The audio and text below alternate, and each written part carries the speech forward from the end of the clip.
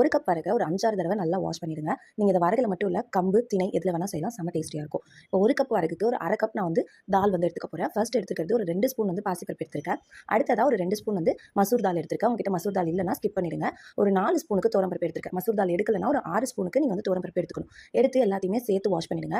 நான் வரகை ½ an hour முன்னாடியே ஊற வச்சுட்டேன். அதுக்கப்புறமா நம்மளுடைய பருப்பை வந்து அது கூட சேர்த்து ஊற வச்சிடலாம். காலையில் எழுந்தோடனே இதை ஊற வச்சிட்டிங்கன்னா நீங்கள் பிரேக்ஃபாஸ்ட் செய்கிறப்ப இது கரெக்டாக ரெடியாக இருக்கும். ஸோ கழுவி இதை நல்லா ஒரு 1 ஹவருக்கு வந்து ஊற வச்சிருங்க. உங்களுக்கு குக் ஆகிறதுக்கு ஈஸியாக இருக்கும். கம்பு எடுக்கிறீங்கன்னா ஓவர் நைட்டே ஊற வச்சிட்டிங்கன்னா உங்களுக்கு இதை செய்யறதுக்கு இன்னுமே ஈஸியாக இருக்கும்.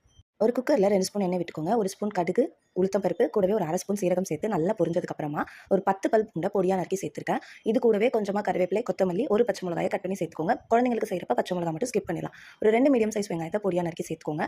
ஒரு பழுத்த தக்காளியை சேர்த்துக்கலாம். இப்போ நம்ம செய்ய போகிறது எல்லாமே ஒரு கப் வரகுக்கு நான் சொல்கிற ரேஷியோ. நீங்கள் அதிகமாக செய்கிறப்ப வெங்காயம், தக்காளி எல்லாமே அதிகப்படுத்திக்கோங்க.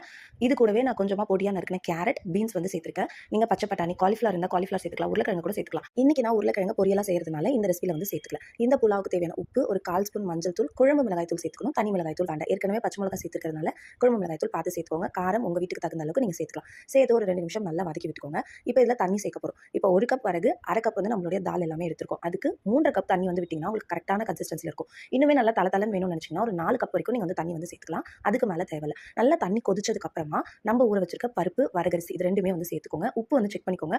கொஞ்சம் கரிக்கிற மாதிரி இருந்துச்சுன்னா உங்களுக்கு இது வெந்ததுக்கப்புறம் உப்பு கரெக்டாக இருக்கும். இது நல்லா கொதிக்கட்டும். அதுக்கப்புறமா நம்மளுடைய அரிசியை வந்து சேர்த்துக்கலாம். இப்போ நம்ம செய்ய போகிறது நீங்கள் நார்மல் ரைஸில் செஞ்சாலுமே ரொம்ப நல்லாயிருக்கும். தண்ணி மட்டும் கொஞ்சம் குறைச்சி வச்சுக்கணும். இப்போ இது தண்ணி நல்லா கொதிக்க ஆரம்பிச்சிருச்சு. நம்மளுடைய வரகரிசி, பருப்பு எல்லாத்தையுமே வந்து சேர்த்துக்க போகிறோம். கடைசியாக இதை வந்து குக்கரில் மூடி போடுறதுக்கு முன்னாடி ஒரே ஒரு ஸ்பூன் நெய் மட்டும் விட்டுருக்கேன்.